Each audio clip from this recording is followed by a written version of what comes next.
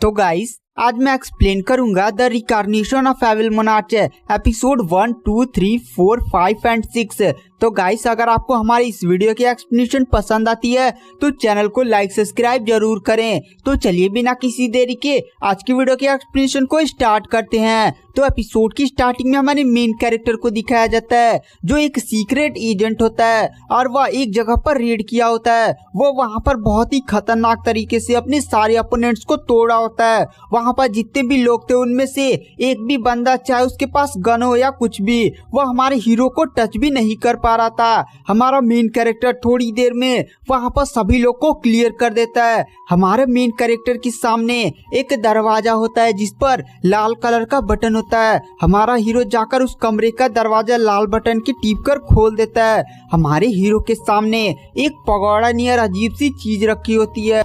हमारा main character बोलता है अरे ये तो होंगजुगान पगोड़ा है जो काफी एक ज्यादा रेयर ट्रेजर है। वह इस ट्रेजर को देखकर काफी ज्यादा खुश हो जाता है और फिर जैसे उस पगोड़े को उठाने के लिए अपना हाथ बढ़ाता है अचानक से वो पगोड़ा एक्टिवेट हो जाता है। उस पगोड़े को एक्टिवेट होते ही हमारा मेन कैरेक्टर उसमें खींचने लगता है और तभी हमारे मेन कैरेक्टर के पीछे बहुत सारे बंदे आ जाते हैं। उन सभी के हाथों में हाईली एडवांस वेपन्स होते हैं। वो लोग तुरंत हमारे मेन कैरेक्टर पर फायरिंग करना शुरू कर देते हैं पर हमारा मेन कैरेक्टर अचानक से उस पगोड़ा के अंदर चला जाता है। उसके बाद हमें यहाँ से सीन शिफ्ट कर दिया जाता है और हमें जू मैंशन का सीन दिखाया जाता है। आज यहाँ पर काफी ज्यादा अजीब सा माहौल था। उसके बाद हमें जू मैंशन के अंदर का सीन दिखाया जाता है। जू मैंशन के सामने एक कब्र रखी होती है और उसके सामने एक लड़की होती है। वहाँ पर जितने भी लोग होते हैं वह कहते हैं साला मर गया ठीक हुआ।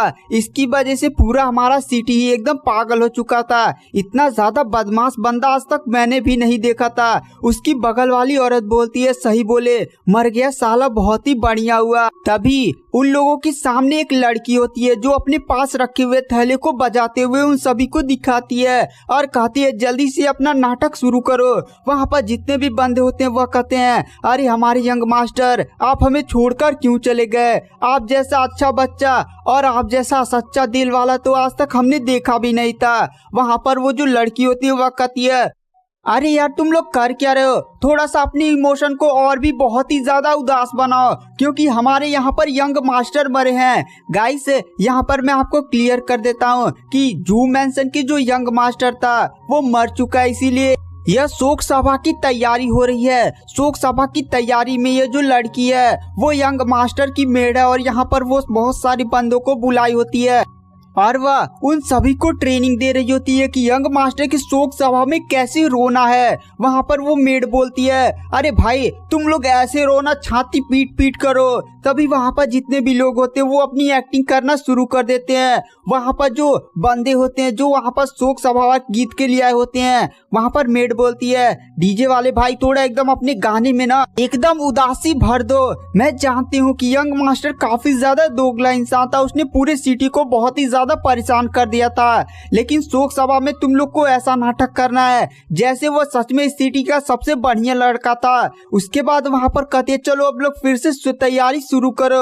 उसके बाद वहाँ पर जितने भी लोग होते हैं वो रोने लगते हैं और अपना छाती होती पीटने लगते हैं। वहाँ पर मेड बोलती है हाँ तुम लोग एकदम सही लाइन पे जा रहे हो। तभी अचानक से कब्र जहाँ पर रखी होती है उसमें से एक हाथ बाहर निकलता है। पीछे जितने भी लोग छाती पीट पीट कर रो रहे थे जैसे उस हाथ को निकलते हुए देखते हैं वहाँ पर वो कहते हैं भूत भूत और तुरंत वहाँ से भाग जाते हैं। मेड बोलती है अरे ये क्या हो रहा है ये लोग ऐसे कैसे भाग गए। मेड पीछे देखती है वहाँ पर उनका यंग मास्टर खड़ा होता है और बोलता है हे छोटी लड़की आखिर तुम मुझे बता सकती हो कि तुम कौन हो और तुम मेरे सामने यहाँ पर क्या कर रही हो। वहाँ पर वो जो मेड होती है वो चिल्लाने लगती है भूत भूत भूत और तुरंत अपना एक थप्पड़ सीधे अपने यंग मास्टर को मार देती है जिससे वह यंग मास्टर सीधे फिर से अपने कब्र में गिर जाता है। वहाँ पर वो बंदा बोलता है अरे तुम्हारा थप्पड़ तो बड़ा जोरदार था। तभी वो मेड बोलती है, यंग मास्टर हानसेन आप जिंदा है। गाइस, इस बंदे का नाम हानसेन होता है। वहाँ पर जो हानसेन होता है उस मेड से कहता है, मैं तो तुमसे पहली बार मिला हूँ, तुम मुझसे ऐसा क्यों बर्ताव कर रही हो जैसे तुम मुझे बहुत सालों से जानती हो। वहाँ पर वो मेड बोलती है, मास्टर आप पागल तो नहीं हो चुके हैं, आप यंग मास्टर हानसेन है। तभी वहाँ पर हानसेन अपने आप को देखता है जो एक ट्रेडिशनल कपड़े में होता है। वहाँ पर वो कहता है, ये कपड़े कैसे हैं। उसके बाद वो मन ही मन सोचता है, लगता है मैं किसी दूसरी दुनिया में रिकार्नेट तो नहीं हो गया, ऐसा भी हो सकता है कि या कोई प्रैंक हो। तभी वहाँ पर जो हानसेन होता है उस मेड से पूछता है, क्या ये कोई प्रैंक है या किसी तरह का मिस्टीरियस मर्डर गेम है। वहाँ पर वो बंदी बोलती है, अरे आप कैसी बातें करें यंग मास्टर। उसके बाद वहाँ पर जो हानसेन होता है वो खड़ा होता है। तभी वहाँ पर मेड कहती है, मैं आपकी हेल्प करती हूँ। वहाँ पर जो हानसेन होता है वह कहता, रहने दो मैं खड़ा हो जाऊंगा। वहाँ पर मेड को काफी ज्यादा अजीब लगता है और वह हानसेन से कहती है, यंग मास्टर आप काफी ज्यादा बदल चुके हैं, पहले तो आप बहुत ही ज्यादा यूजलेस थे। और फिर वह माफी मांगते हुए बोलती है, अरे मतलब मेरे मुंह से निकल गया, पहले तो आप बहुत ही ज्यादा आलसी थे, आप एक जगह से दूसरे जगह जाने के लिए भी मेरी मदद लेते थे। वहाँ पर हानसेन बोलता है, क्या मतलब है तुम्हारा। तभी वहाँ पर हानसेन की नजर वहाँ पर मेमोरियल पर पड़ती है जहाँ पर हानसेन का नाम लिखा होता है, थर्ड यंग मास्टर ऑफ जू मैंसन। वहाँ पर हानसेन पूछता अपनी मेड से, एक बात बताओ, इस फैमिली का मैं थर्ड यंग मास्टर हूँ, तो मेरे बाकी के भाई बहन कहाँ है। वहाँ पर वो मेड बताती है, वो सभी मारे जा चुके हैं। तो वहाँ पर हानसेन पूछता है, अच्छा मेरे माता पिता के बारे में बताओ। वो मेड बोलती है, वो भी मारी जा चुकी है। वहाँ पर हानसेन मन ही मन सोचता है, मैं कितने अच्छे घर में पैदा हो गया, यहाँ पर सारी प्रॉपर्टी मेरी है। ये तो लगता है कोई बहुत ही बड़ी एक फैमिली है जिनके पास पैसों की कोई भी कमी नहीं है। अब मैं अपनी पूरी जिंदगी पैसे उड़ाऊंगा, जो मन वो करूंगा। इतने पैसों का आखिर मैं करूंगा क्या। यहाँ की सजावट को देखकर लगता है ये बहुत ही बड़ी फैमिली है। और वह मनी मन भगवान को बहुत ही ज्यादा थैंक यू बोल रहा था कि इतनी बड़ी और बहुत ही ज्यादा अमीर फैमिली में जन्म देने के लिए। उसके बाद वहाँ पर जो हानसेन होता है वह पूछता है, अच्छा एक बात बताओ, इस फैमिली के बारे में कुछ और मुझे बता सकती हो, मैं अपनी सारी याददाश्त भूल चुका हूँ। वह मेड बोलती है, यही तो मुझे लगा था कि आप अपनी सारी याददाश्त भूल चुके हैं। आपकी जो फैमिली है ना वह किंग रॉयल पैलेस में एक बहुत ही बड़ी फैमिली का रोल निभाती है और आपके दादाजी एक काफी ज्यादा पावरफुल इंसान है। वहाँ पर जो हानसेन होता है वहाँ पर शीशा उठाता है और अपने चेहरे को देखकर बोलता है, अच्छा मैं अच्छा खूबसूरत दिखता भी हूँ। तभी उसे शीशे में अपने पीछे एक अजीब सा मास्क वाला बंदा दिखाई देता है। वहाँ पर हानसेन बोलता है, अरे ये तो किसी तरह का असैसिन लग रहा था, क्योंकि हानसेन ने अपने पिछले जन्म में बहुत सारे लोगों को मारा था और वह एक बहुत ही बड़ा एजेंट था, जिसके कारण उसे इन सारी चीजों के बारे में बहुत ही बढ़िया नॉलेज थी। उसके बाद हमें किंग के रॉयल पैलेस में दिखाया जाता है। किंग के रॉयल पैलेस में एक बुढ़ा आदमी सभी फैमिलीज के हेड को बहुत ही बड़ा धमका रहा होता है और अपनी पावर को रिलीज करते बोलता है, जिसका भी हाथ है मेरे पोते के मर्डर में होगा ना, मैं उसकी पूरी फैमिली को तबाह कर दूंगा। गाइस, ये हानसेन के दादाजी हैं जो किंग के रॉयल पैलेस में काफी ज्यादा बड़ी पोजीशन पर है। वहाँ पर वे दूसरी फैमिलीज को हड़का रहे थे जिनको उन पर शक था। फिर वह किंग के सामने झुकते हुए बोलते हैं, योर मैजेस्टी आपको न्याय करना ही होगा। वहाँ पर किंग भी बोलता है, जब मैं गुनहगार को पाऊंगा तब मैं उसे सजा दूंगा। वहाँ पर जो हानसेन के दादाजी होते हैं वो मनी मन बहुत ही ज्यादा गुस्सा कर रहे थे। उसके बाद में सीन शिफ्ट किया जाता हानसेन की तरफ, जो अपने हाथ में फल वल खाते हुए आगे बढ़ा था और वो अपनी मेड से पूछता है, एक बात बताओ मैं मरा कैसे। उसकी मेड बताती है, आप सोए हुए थे और बेड से गिरे मर गए। वहाँ पर हानसेन ये बात सुनकर हंसने लगता है और कहता है, क्या तुम पागल हो चुकी हो, एक बंदा बेड से गिरा और मर गया। वहाँ पर मेड बोलती है, हाँ ये तो आप बहुत ही ज्यादा कमजोर हैं। उसके बाद वहाँ पर हानसेन बोलता है, ये ऐसा नहीं हो सकता, जरूरी किसी ने मुझे मारा होगा। उसके बाद वो अपनी मेड से पूछता है, एक बात बताओ, क्या तुम मेरे दुश्मनों का नाम मुझे बता सकती हो। वहाँ पर मेड बोलती है, हाँ ठीक है। उसके बाद वो तुरंत गार्ड्स को कुछ लाने के लिए बोलती है और अचानक से बहुत बड़ी एक लिस्ट कुछ गार्ड्स लेकर आ जाते हैं। वह लिस्ट काफी ज्यादा बड़ी होती है, आपको स्क्रीन में छोटी दिख रही होगी, लेकिन लमसम 500 मीटर वहां पर जो हानसेन होता है वो उन सभी में से अपने दुश्मनों का नाम पढ़ने लगता है और कहता है ये क्या, लगता है पूरा शहर ही मेरा दुश्मन है क्या, यहाँ पर तो एक मुर्गी भी मेरी दुश्मन लग रही है। वहां पर जो उसकी मेड होती है वह बताती है यंग मास्टर आप सही बोले, पूरा सिटी आपसे बहुत ही ज्यादा नफरत करता है, क्योंकि आप तो इतने ज्यादा हरामी हैं कि आप सबको लूट लेते हैं, बिना पैसे दिए सबका सामान लेकर भाग जाते हैं, किसी की मुर्गी है तो उसे बिना उनसे पूछे भून कर खा जाते हैं, आपका तो पूरा शहरी दुश्मन है। तो वहां पर हानसेन बोलता है इसका मतलब तुम भी मेरी दुश्मन लग रही हो। वो मेड होती है वह तुरंत अपना चेहरा पीछे कर लेती है और जोर जोर से हंसते बोलते हैं नहीं, मैं आपकी कोई भी दुश्मन नहीं हूँ, मैं आपकी एकदम लॉयल गार्ड हूँ। वहां पर हानसेन मन ही मन सोचता है इस लिस्ट में जितने लोगों का नाम है मैंने उनके साथ लगता है बहुत ही ज्यादा बुरा किया है, उनका लगता है मैंने बहुत ही ज्यादा परेशान कर दिया है और उनकी बहुत सारी चीजें भी छोड़ मैं उनसे खा गया हूँ, इसीलिए लगता है सारे मेरे दुश्मन है, लेकिन ये लोग मुझे जान से मारना नहीं चाहेंगे, इतनी छोटी छोटी मैंने तबाही मचाई है। वहां पर हानसेन मन ही मन सोचता है कुछ और ही मामला है। तभी वहां पर उसकी मेड बताती है यंग मास्टर आप चिंता मत करिए, जब आपकी शादी प्रिंसेस के साथ हो जाएगी तो आप इस सिटी के सबसे ज्यादा फेमस इंसान हो जाएंगे और आपकी प्रिंसेस तो काफी ज्यादा खूबसूरत है। वहां पर हानसेन को एक बात खटकती है और कहता है यही तो बात है, उस प्रिंसेस के बारे में बता। उसकी मेड बताती है प्रिंसेस बहुत ही ज्यादा ब्यूटीफुल है, पूरी सिटी की सबसे ज्यादा सुंदर लड़की है। अब मुझे समझ में आया कि आखिर ये सारे लोग मुझे मारना क्यों चाहते हैं, क्योंकि मेरी शादी शहर के सबसे ज्यादा सुंदर लड़की से होने वाली है, शायद इसीलिए बड़ी बड़ी फैमिलीज के लोग मेरे जान के दुश्मन बन चुके हैं। वहां पर हानसेन मन ही मन सोचता है किसी तरह से अगर मैं उस प्रिंसेस से अपनी जान छुड़ा लूं और उससे मैं शादी ना करूं तो ये सारे लोग मेरे पीछे से हट जाएंगे और फिर मैं अपनी लाइफ एकदम मजे से पैसों के दम पर काट सकता हूँ। तभी पीछे से एक बंदा हानसेन को बुलाता और कहता है निकम्मे पीछे मुड़। वहां पर हानसेन पीछे मुड़ता है, वहां पर एक बंदा जो लंगड़ा होता है वो व्हील चेयर पर होता है। वहां पर हानसेन उसका मजाक उड़ाते बोलता है अरे ये लंगड़ा आदमी कौन है, देखो मुझे निकम्मा क्यों बोल रहा है, खुद का टांग ही कब्र में और मुझे निकम्मा बोल रहा है। तभी उसकी मेड हानसेन को बताती है ये आपके फैमिली एल्डर यानी आपके चाचा हैं। यह बात सुनकर हानसेन अपनी मेड पर काफी ज्यादा गुस्सा हो जाता है और कहता है अरे तुम मुझे पहले नहीं बता सकती थी। वह मेड बोलती है आप ही ने तो सारा चीज बोल दिया। हानसेन के अंकल बोलते हैं तुम काफी ज्यादा बदतमीज होते जा रहे हो, अब चुपचाप चलो, जो तुम्हारे पास वाटरमेलन है वो मुझे दे दो।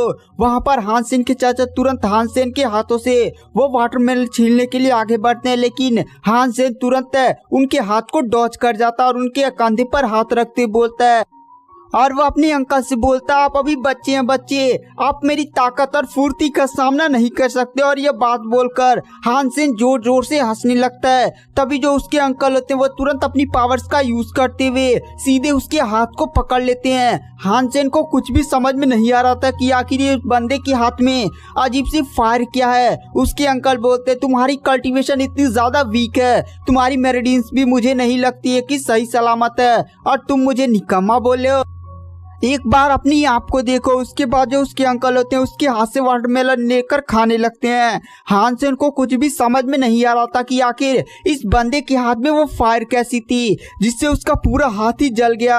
तभी उसकी मेड उसके हाथ पर पानी डालती है। हानसेन मन ही मन सोचता है क्या इस दुनिया में जादू भी एग्जिस्ट करता है। उसे तो चक्कर आने लगते हैं क्योंकि उसने बहुत सारी नॉवेल्स पढ़ी हुई थी जिनमें से उसे जादू के बारे में बहुत ही अच्छी खासी नॉलेज थी। उसके जो चाचा होते हैं वह कहते हैं ठीक है ओल्ड ग्रैंडफादर को खबर भिजवा दो रॉयल पैलेस में कि उनके यंग मास्टर अभी जीवित हैं। वहां पर वो गार्ड बोलता है ठीक है। और इधर हमें दिखाया जाता है जो किंग होता है वो सो रहा होता है क्योंकि जो हानसेन के दादाजी थी वो सभी फैमिलीज पर बहुत ही ज्यादा जोर जोर से चिल्ला रहे थे, कम से कम 2 घंटे से ज्यादा भी, और वह उन्हें बहुत ही बुरी तरह से फाइट भी कर रहे थे। वहां पर जितने भी फैमिलीज के लोग है वह उन्हें रोकने की कोशिश कर रहे थे।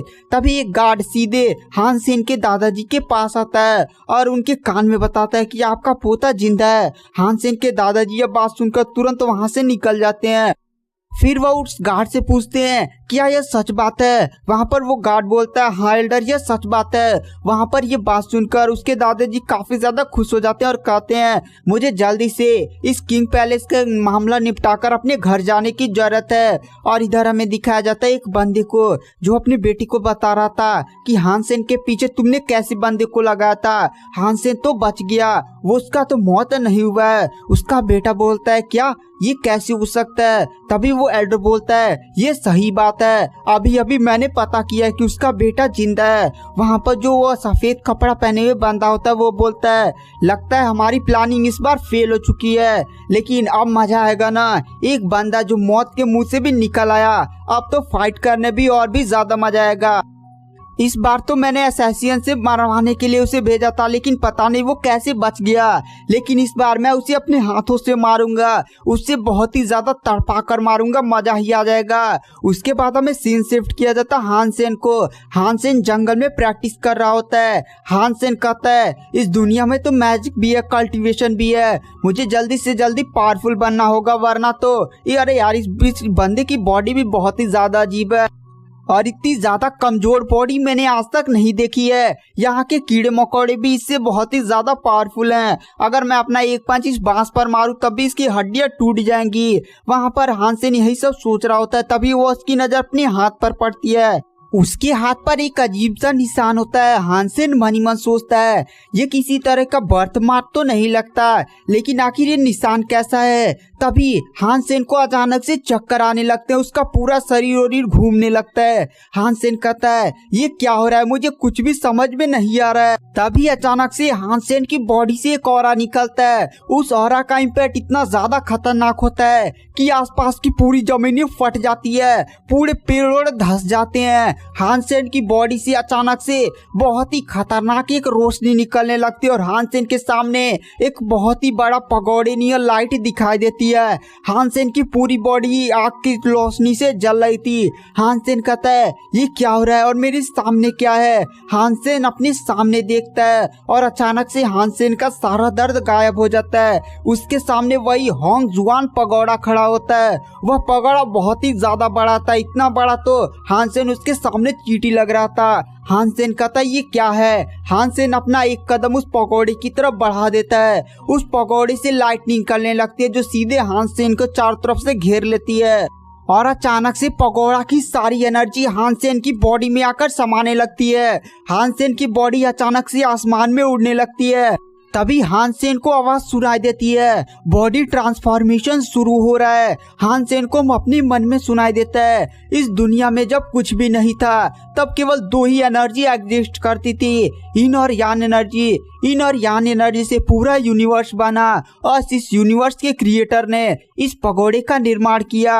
इस पगोड़े में दुनिया की सबसे ज्यादा पावरफुल टेक्निक और इस दुनिया का सबसे ज्यादा खतरनाक पावर मौजूद है जो तुम्हारी बॉडी में ट्रांसफर किया जा रहा है और अब तुम्हारी मेरिडियंस को भी रिपेयर किया जा रहा है। हानसेन की बॉडी अचानक से बहुत ही स्पीड के साथ चमकने लगती है और हमें हानसेन की बॉडी का सीन दिखाया जाता है। हानसेन की बॉडी के अंदर बहुत ही खतरनाक तरीके से एनर्जी घूमने लगती है जो उसके अंदर की सारी गंदगी को निकालने लगती है और हमें थोड़ी देर बाद का सीन दिखाया जाता है। हानसेन जमीन पर लेटा होता है, उसके माथे पर एक अजीब सा सिंबल होता है। हानसेन की पूरी बॉडी ही ब्लैक हो चुकी होती है। हानसेन थोड़ी देर में अपनी एकदम सर पकड़कर खड़ा होता है। हानसेन अपनी बॉडी को देखता है। हानसेन की पूरी बॉडी पर बहुत ही ज्यादा अजीब से काले पदार्थ लगे होते हैं। ये और कुछ नहीं बल्कि हानसेन की बॉडी की गंदगी थी। अब हानसेन की बॉडी प्योर हो चुकी थी। हानसेन मन ही मन सोचता है ये क्या है, आखिर मेरे साथ क्या हुआ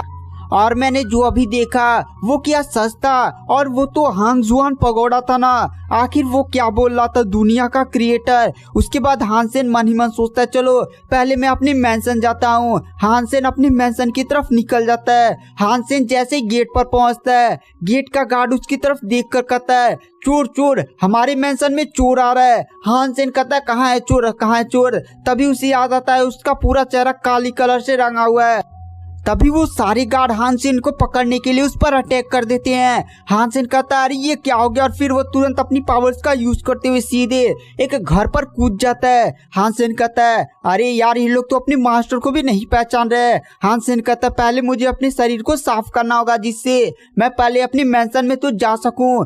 उसके बाद जो हानसेन होता है वो पास के पेड़ पर ही जंप लगा देता है और सभी गार्ड्स की तरफ देखकर कहता है तुम लोग मुझे कभी नहीं पकड़ सकते। पर अचानक से वो जो पेड़ की डाल जिस पर हानसेन खड़ा होता है वो टूट जाती है और हानसेन तुरंत नीचे जमीन पर गिर जाता है। वो जितने भी गार्ड्स होते वो तुरंत वहीं पर रुक जाते हैं और कहते हैं ये हमारा मेंशन नहीं है बल्कि हमारे पड़ोसी जो हमसे बहुत ही ज्यादा जलता है उसका मेंशन है। पता नहीं अब इस चोर का क्या होगा।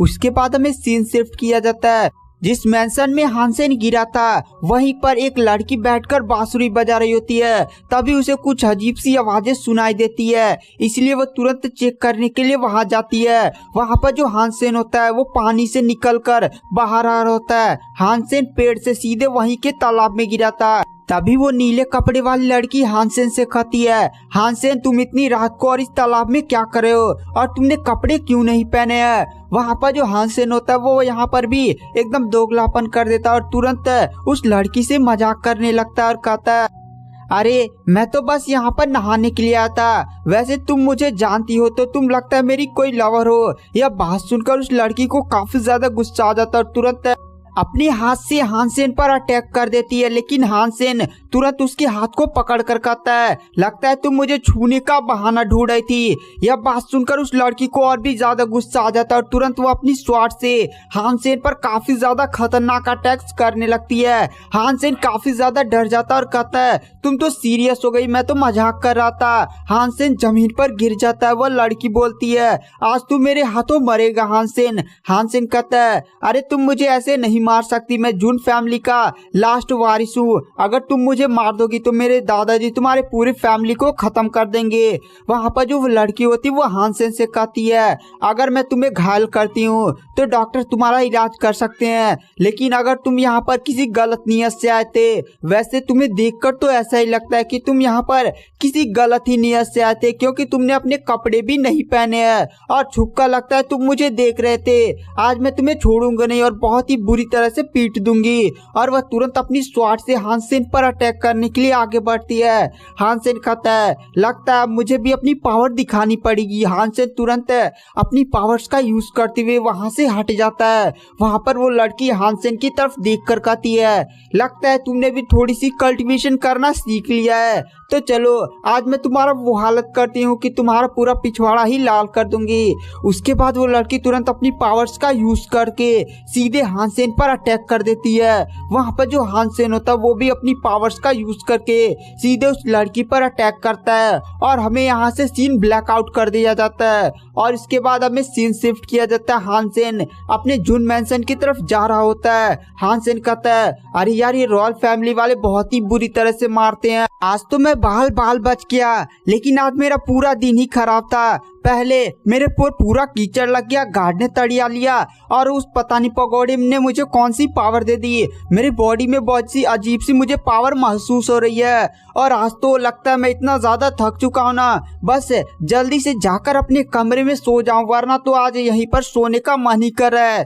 तभी अचानक से जो हानसेन के अंकल होते हैं वो अपने हाथ में तीर लेकर हानसेन के पास आ जाते हैं। हानसेन अपने अंकल को अपने पास से तीर निकालते हुए देखकर काफी ज्यादा शॉक हो जाता है। तभी जो हानसेन के अंकल होते हैं वह तुरंत उस तीर को हानसेन पर शूट कर देते हैं। उस तीर में हानसेन के अंकल की पावर थी जो एक पावरफुल कल्टीवेटर थे। तुरंत वह तीर हवा की स्पीड के साथ सीधे हानसेन की तरफ बढ़ने लगता है। हानसेन मन ही मन सोचता है आज तो मैं गया, इतनी बढ़िया रिच फैमिली में जन्म भी लिया तो एक ही झटके में लगता है मैं मरने वाला हूँ। तभी अचानक से वो जो तीर होता है वो सीधे हानसेन के बगल से निकलता हुआ पीछे एक बंदे से जाकर लगता है। वहाँ पर उसके अंकल बोलते हैं हानसेन तुम्हें अपने पीछे उचित ध्यान देकर चलना चाहिए, देखो तुम्हारे पीछे एक असैसियन था और वह जल्दी तुम्हें मार देता अगर मैं यहाँ पर तुम्हारी मदद नहीं करता। हानसेन पीछे मुड़ता और कहता है असैसियन, और तुरंत उस बंदे के पास जाकर उसका मास्क उठाता है। हानसेन के अंकल की तीर की पावर इतनी ज्यादा खतरनाक थी कि तीर तो सर पर लगा था लेकिन इम्पैक्ट पूरे चेहरे पर देखा जा सकता था।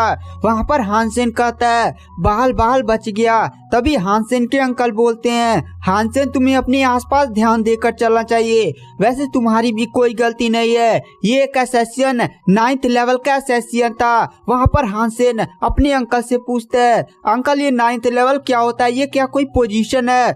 हानसेन के अंकल थोड़ा सा हानसेन पर गुस्सा होते बोलते हैं हानसेन मैंने कितनी बार बोला है थोड़ा सा अपनी कल्टीवेशन पर फोकस करो, और तुम्हें लेवल्स के बारे में भी नहीं पता है, तुम इतने ज्यादा बेवकूफ कैसे हो सकते हो।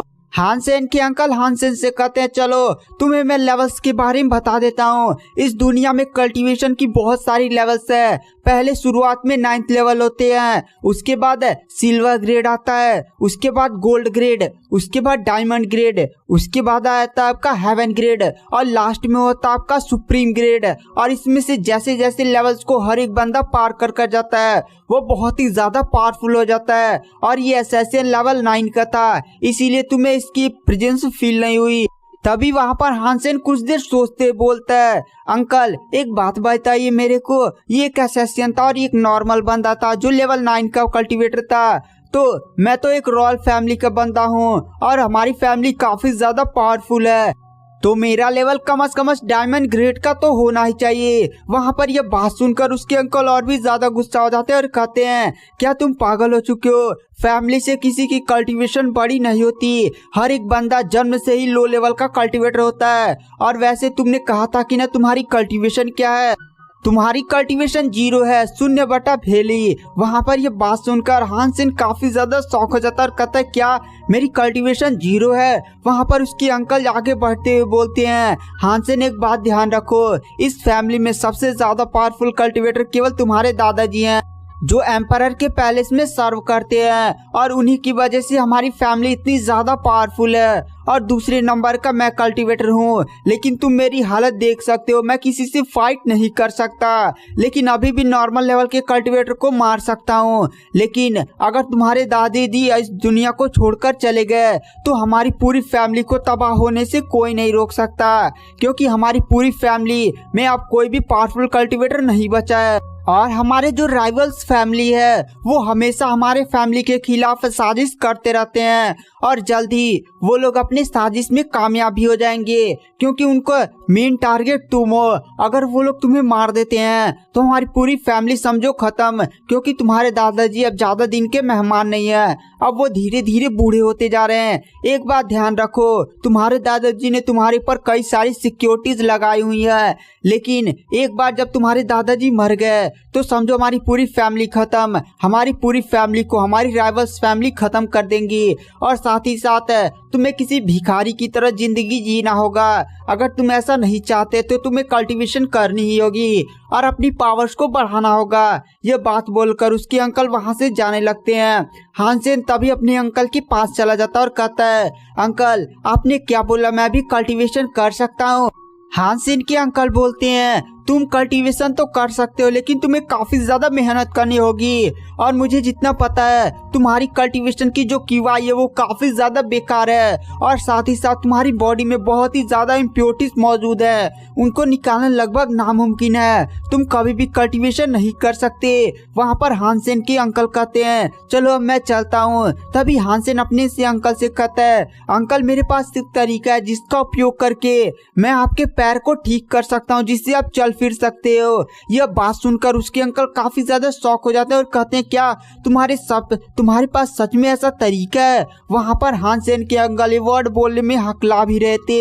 हानसेन कहता है हाँ अंकल मेरे पास ऐसा तरीका है। वहाँ पर हानसेन के अंकल बोलते पर ऐसा कैसे हो सकता है, तुम इतने ज्यादा नकारा हो, और साथ ही साथ तुम्हारे पास कोई भी कल्टीवेशन बेस नहीं है, पर तुम्हारे पास ये तरीका आया कैसे। वहाँ पर हानसेन बोलता है अंकल आपने तो मुझे कमजोर समझ लिया, लेकिन मेरे पास एक तरीका है। वहाँ पर हानसेन के अंकल ये बात सुनकर काफी ज्यादा खुश हो जाते हैं और वह हानसेन से कहते हैं आज से मैं तुम्हें बहुत ही ज्यादा प्रोटेक्ट करूंगा। उसके बाद में सीन शिफ्ट किया जाता हानसेन के कमरे में। हानसेन हानसेन के अंकल उसके साथ ही सोए होते हैं। हानसेन के अंकल वहां पर अपनी नाक भी बजा रहे थे। हानसेन कहता है अंकल आप मेरे पास आकर यहाँ पर क्यों सो गए। हानसेन के अंकल बोलते हैं तुम जानते हो तुम पर जान का खतरा बना हुआ है और साथ ही साथ आज रात मैं तुम्हें प्रोटेक्ट भी करूंगा क्योंकि एसएससी ने देखे ने तुम पर किस तरह से अटैक किया है और ऐसा भी हो सकता है कि आज रात तुम पर एसएससी और भी अटैक करे, इसलिए मैं उन सभी को हैंडल करने के लिए तुम्हारे पास सोया हुआ हूँ और साथ ही साथ तुम्हें कोई प्रॉब्लम तो नहीं है। वहाँ पर हानसेन बोलता है नहीं अंकल कोई भी प्रॉब्लम नहीं है। और हानसेन मन ही मन सोचता है रुक तू सुबह मैं तेरे को दिखाता हूँ किस तरह से इलाज किया जाता है। मैं तुझे इतना पीटूंगा कि कल से तू अपने पैर पर और भी नहीं चल पाएगा। और तो गाइस आज मैं एक्सप्लेन करूंगा the reincarnation of evil monarch episode 5 को। तो गाइस अगर आपने हमारे पिछले सारे एपिसोड्स को मिस कर दिया है तो एक बार चैनल के डिस्क्रिप्शन या कमेंट बॉक्स को चेकआउट जरूर करें। तो चलिए बिना किसी देरी के आज के वीडियो के एक्सप्लेनेशन को स्टार्ट करते हैं। तो एपिसोड की स्टार्टिंग में हमें हानसेन के अंकल को दिखाया जाता है। हानसेन के अंकल को हानसेन ने एक लकड़ी के चबूतरे पर लेटाया होता है। हानसेन कहता है अंकल देखिए मैं आज आपका कैसे इलाज करता हूँ। वहाँ पर हानसेन के अंकल बोलते हैं मुझे तो नहीं लगता कि तू एक डॉक्टर है, पहले ये बता कि तूने मुझे नंगे ऐसे इस लकड़ी के चबूतरे पर क्यों लेटाया हुआ है। वहाँ पर हानसेन थोड़ा सीखी बगाड़ते हुए कहता है अंकल ये एक चाइनीज ट्रेडिशनल बहुत ही ज्यादा हाई लेवल की मेडिकल स्किल है जिसका उपयोग करने पर आप तुरंत घोड़े की तरह खड़े हो जाएंगे और भागने लगेंगे। उसके बाद जो हानसेन होता है वो एक ब्रश लेता है और तुरंत उस पर ब्लैक कलर की इंक पोत कर वहां पर अपने अंकल के चेस्ट पर उनके बूब्स बनाने लगता है। वहां पर हानसेन के अंकल बोलते हैं अबे ये तू क्या कर रहा है, मेरे ऊपर क्या बना रहा है। वहां पर हानसेन बोलता है अरे अंकल आप समझे नहीं, ये हाई लेवल की बहुत ही ज्यादा पावरफुल मेडिकल स्किल है, इसके लिए इतना तो आपको सहना ही पड़ेगा। और वहां पर हानसेन कहता है एक बार मेरी स्किल कामयाब हो गई ना तो आप घोड़े की तरह दौड़ने लगेंगे। उसके बाद जो हानसेन होता है वो तुरंत अपने हाथ में 2 बड़े बड़े लकड़ी के डंडे ले लेता है और हानसेन अपने अंकल के पिछवाड़े पर दे खूब सारे डंडे मारने लगता है। लेकिन उनके अंकल को इससे कोई भी फर्क नहीं पड़ा था क्योंकि वो एक बहुत ही ज्यादा हाई लेवल के कल्टिवेटर थे। वहां पर हानसेन के अंकल कहते हैं मुझे ऐसा क्यों लग रहा है कि तू मुझसे बदला ले रहा है, और वैसे भी मैं बता दूं अगर तू मुझे बहुत ही मोटी मोटी लकड़ियों से भी मारेगा ना तभी मेरी बॉडी पर कुछ भी असर नहीं पड़ेगा क्योंकि मैं एक बहुत ही ज्यादा हाई लेवल का कल्टिवेटर हूँ। और जल्दी से अपना इलाज कर। और इधर हमें गार्ड्स को दिखाया जाता है। गार्ड्स हानसेन की स्किल को देखकर कहते हैं अरे भाई तुझे क्या लगता है कि हानसेन कोई मेडिकल स्किल का यूज करे। तभी दूसरा बंदा बोलता है मैंने आज तक इस पूरे किंगडम में ऐसी कोई मेडिकल स्किल नहीं देखी है, मुझे पता नहीं, लेकिन मुझे तो ये साफ दिख कर लग रहा है कि वो अपने चाचा से इसका बदला ले रहा है। लेकिन वो भूल चुके हैं क्या कि उनके चाचा एक काफी ज्यादा हाई लेवल के कल्टिवेटर हैं और उन पर इन मोटी मोटी लकड़ियों का कोई भी असर नहीं होगा। तभी वहां पर 2 गार्ड्स झूमते गाते एक पोटली को अपने ऊपर लाद कर वहां से आ रहे होते हैं और दोनों गार्ड तुरंत उस बड़ी सी पोटली को वहीं पर रख देते हैं। हानसेन कहता है अरे भाई अब ये तुम लोग क्या ला दिए। तभी वो दोनों गार्ड बोलते हैं दरअसल इसके अंदर एक बंदा कैद है। ये बंदा पागलों की तरह गेट पर चिल्ला रहा था कि मुझे यंग मास्टर हानसेन से मिलना है और ये बहुत ही ज्यादा अजीब अजीब नखरे कर रहा था, इसीलिए हमने इसे तोड़ दिया और फिर पोटली में बांधकर यहाँ पर आपके पास लेकर आए हैं। एक बार आप इसे देख लीजिए। और वो लोग पोटली खोल देते हैं। उन्हीं में से एक मोटा बंदा निकलता है जो बहुत ही ज्यादा रो रहा था और कहता है हानसेन भाई मेरे को बचा लो। हानसेन अपनी मेट से पूछता है अरे तुम इसको जानती हो क्या, मुझे याद नहीं है। तभी वहां पर उसकी मेट बोलती है अरे ये तो टैंग शाओ है, ये आपके बहुत ही अच्छे दोस्त हैं। वहां पर टैंग शाओ जोर जोर से रो रहा था और तुरंत वो हानसेन के गले लग जाता और उसे बहुत ही जोर से पकड़कर रोने लगता और कहता है हानसेन भाई मेरे को बचा लो, तुम मुझे ऐसे इग्नोर नहीं कर सकते, मैं बहुत ही बड़ी प्रॉब्लम में फंस चुका हूँ। हानसेन को उस मोटे बंदे ने इतना खतरनाक पकड़ा था कि हानसेन अपनी सांस भी नहीं ले पा रहा था। हानसेन कहता है अरे छोड़ यार, लगता है ये कोई किलर है जो मुझे दाब कर ही मारना चाहता है। वहां पर वो मोटा बंदा बोलता है हानसेन भाई तुम मुझे ऐसे इग्नोर नहीं कर सकते, मैं बहुत ही बड़ी प्रॉब्लम में फंस चुका हूँ, अगर तू मेरी मदद नहीं करेगा तो मेरा दादा मेरे को मार डालेगा। हानसेन कहता है चल ठीक है मैं तुम्हारी मदद करूंगा, पहले मुझे छोड़ो। तो तभी वो मोटा बंदा हानसेन को पकड़कर टांग कर वहां से लेकर भागने लगता है। हानसेन जोर से चिल्लाता है, अरे कोई मेरे को बचाओ, ये मोटा मेरे को लगता है जान से मारने वाला है। पर वहां पर वो मोटा टैंग स्टाफ तुरंत हानसेन को लेकर वहां से भाग जाता है। वहां पर हानसेन के अंकल बोलते हैं, अरे उसको लेकर कहाँ जा रहा है, वो मेरा इलाज कर रहा था। और फिर वो अपने बूब्स को देखते हैं और कहते हैं, ये क्या आकृति मेरे अजीब से शरीर पर बना दी है। उसके बाद हमें सीन शिफ्ट किया जाता है मार्केट में हानसेन टैंग शाओ से पूछता, अच्छा अब बता तेरे साथ क्या हुआ है। वहां पर टैंग शाओ एकदम अजीब सा चेहरा बनाते हुए कहता है, अरे भाई मैं 15 लाख रुपया जुआ में हार चुका हूँ। मैं चाहता हूँ कि तू भी चल उस जुए वाले खाने में और उन सभी को उठा उठा कर पटक दे। मैं जानता हूँ तेरे जुए की स्किल काफी ज्यादा बढ़िया है। और फिर से हानसेन को पकड़कर रोने लगता है और हिलाने लगता है। हानसेन कहता है, अरे छोड़ पहले मैं इस प्राइस पूछ लूँ, इसका जो मैं खा रहा हूँ उसका दाम क्या हुआ। वहां पर वो बूढ़ा आदमी बोलता है, अरे यंग मास्टर आपके लिए फ्री है, आप चाहे तो पूरा ठेला ही ले जा सकते हैं। हानसेन कहता है, क्या मैं पूरा ठेला ही ले जा सकता हूँ? लगता है मैं इस दुनिया में काफी ज्यादा फेमस। मोटा टैंग शाओ हानसेन से कहता, अरे भाई तू फेमस नहीं है, बल्कि तूने इस दुकानदारों के साथ ऐसे ऐसे कांड किए हैं कि अगर ये लोग तेरे को फ्री में नहीं देंगे तो इनका पूरा दुकान ही नहीं बचेगा। वहां पर हानसेन दूसरी लकड़ी में मिठाई निकालकर खाते हुए बोलता है, अच्छा बताऊं जुए आरे के बारे में कुछ और बता। वहां पर मोटा बंदा फिर से रोने लगता है और कहता, भाई तू समझा नहीं, ये मैटर कितना ज्यादा सीरियस हो गया है। मैं 15 लाख तो वहां पर हार चुका हूँ, लेकिन मेरी जिससे शादी होने वाली थी ना, यानी मेरी होने वाली बीबी, मैंने उसको भी दांव पर लगा दिया है। अगर ये बात मेरे दादा और मेरे फैमिली वालों को पता चल गई तो वो लोग उस जुए वालों को पैसा तो दे देंगे, लेकिन मेरी ऐसी पिटाई करेंगे, कुटाई करेंगे और साथ ही किंग के पास ले जाकर मुझे फेंक देंगे, क्योंकि मेरी होने वाली बीबी का बैकग्राउंड काफी ज्यादा बड़ा है। और साथ ही साथ हो सकता है कि मेरा वो हालत किया जाए कि तू समझा नहीं यार, भाई पहले तू मेरी मदद कर। वहां पर हानसेन कहता, अच्छा अच्छा मैं समझ गया, चल मैं तेरी मदद कर दूंगा। उसके बाद वो लोग ऐसे ही बातें करके आगे बढ़ने लगते हैं। तभी हानसेन काफी ज्यादा शॉक हो जाता है। वो अपने आसपास देखता है, आसपास की पूरी मार्केट ही खाली हो जाती है, एक भी बंदा उन लोग के आसपास नहीं था। हानसेन कहता है, ये क्या हुआ। हानसेन और वो मोटा टैंग शाओ आसपास देखने लगते हैं। टैंग शाओ बोलता है, अरे लगता है तेरे डर से यहाँ से पूरे लोग भाग तो नहीं गए। वहां पर हानसेन बोलता है, अरे चुप रहने, तू मजाक मत कर। उसके बाद जो हानसेन होता है वो मन ही मन सोचने लगता है। तभी उसे याद आता है कि यहाँ पर हर एक बंदा, हर एक दुकान पर जो भी बंदा था वो उसे अपना सारा सामान फ्री में दे रहा था और वो काफी ज्यादा खुश लग रहा था। तभी हानसेन को बात ठनकती है और कहता है, अरे पगली हम पर अटैक होने वाला है। इस दुकान में जितने भी लोग थे वो सारे मेरे फैमिली के गार्ड्स लगता थे, लेकिन उन लोगों को लगता है यहाँ पर खत्म कर दिया गया है। हम पर लगता है कोई बहुत ही बड़ा असैसिन ग्रुप अटैक करने वाला है। वहां पर मोटा बंदा बोलता है, क्या असैसिन ग्रुप हम पर अटैक करने वाला है? तब तो आज यहीं पर दोनों लोग मरेंगे। आज तो मैं अपने फैमिली के गार्ड्स के साथ भी नहीं आया। उसके बाद हमें सीन शिफ्ट किया जाता वहीं दुकानों में कुछ असैसिन मुर्गे पकड़कर एकदम वहीं पर छुपे हुए थे। वो असैसिन कहते हैं, अरे अब ये कहां से आ गई। तभी हमें दिखाया जाता है हानसेन और उस मोटे बंदे के पास एक लड़की आ जाती है। इसी लड़की के आने की वजह से वहां पर कोई भी असैसिन हानसेन पर अटैक नहीं कर रहा था। वो लड़की तुरंत उन लोग को आते हुए कहती है, अबे निकम्मों का ग्रुप कहाँ जा रहे हो? मैं जानती हूँ कि तुम लोग क्या कर रहे हो। वहां पर हानसेन कहता है, अबे अब ये कौन है? वहां पर मोटा बंदा बताता है, अरे तू इसको भूल गया क्या? ये डूगू फैमिली की लड़की है और ये काफी ज्यादा एक पावरफुल कल्टीवेटर भी है और साथ ही साथ एक बहुत ही बड़ी चुगली खोर भी है। इसके पास पता नहीं पूरे लोगों के खबर कहाँ जाते हैं, स्पेशली हम दोनों का पूरा बैकग्राउंड और हमने क्या क्या अजीब अजीब सी हरकतें की हैं, सारे इसको पता नहीं कैसे पता चल जाते हैं।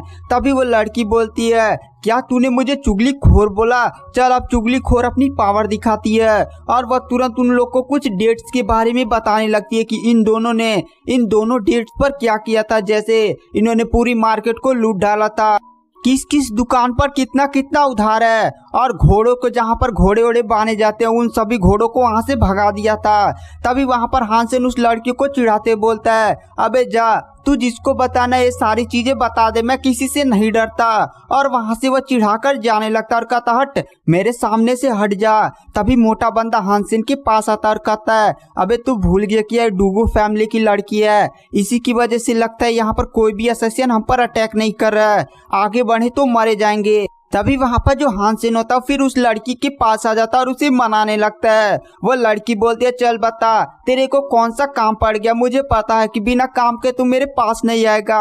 हानसेन कहता है दरअसल मेरे पीछे देखो बहुत सारे असैसिन यहाँ पर हैं, वो लोग मुझे मारने के लिए आए हैं। तभी डुगू फैमिली की लड़की वहां पर जाकर टोकरे ओकरे को हटाने लगती है जहां पर एक असैसिन छुपा होता है जो सीधे उस पर स्वॉर्ड से अटैक करता है। पर वो जैसे देखता है कि डुगू फैमिली की लड़की है तुरंत उसे सेव दे देता है और कहता है मैं तो यहाँ पर वैसे ही बैठा हुआ था। तभी वहां पर दिखाया जाता है जो हानसेन होता है वो अपने दोस्त के साथ वहां से भागने लगता है। यह देखकर वो असैसिन जो छुपा हुआ था वो तुरंत अपनी स्वॉर्ड से हानसेन पर अटैक करता है, लेकिन डुगू फैमिली की लड़की काफी पावरफुल स्पीड से आकर सीधे उसे पकड़ लेते हैं और कहती है मेरे रहते हुए तू मेरे हानसेन पर अटैक करेगा, और उसे उठाकर आसमान में फेंक देती है।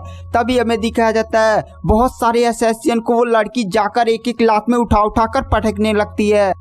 गाइस इस लड़की का नाम था मेई मेई जो होती है वहां पर सारे असैसिन को बहुत ही बुरी तरह से पीटने लगती है। हानसेन मन ही मन सोचता है इस मेई के रहते हुए लगता है मुझे यहाँ पर कुछ भी नहीं होने वाला है, और साथ ही साथ इसकी पावर भी काफी ज्यादा कमाल की है।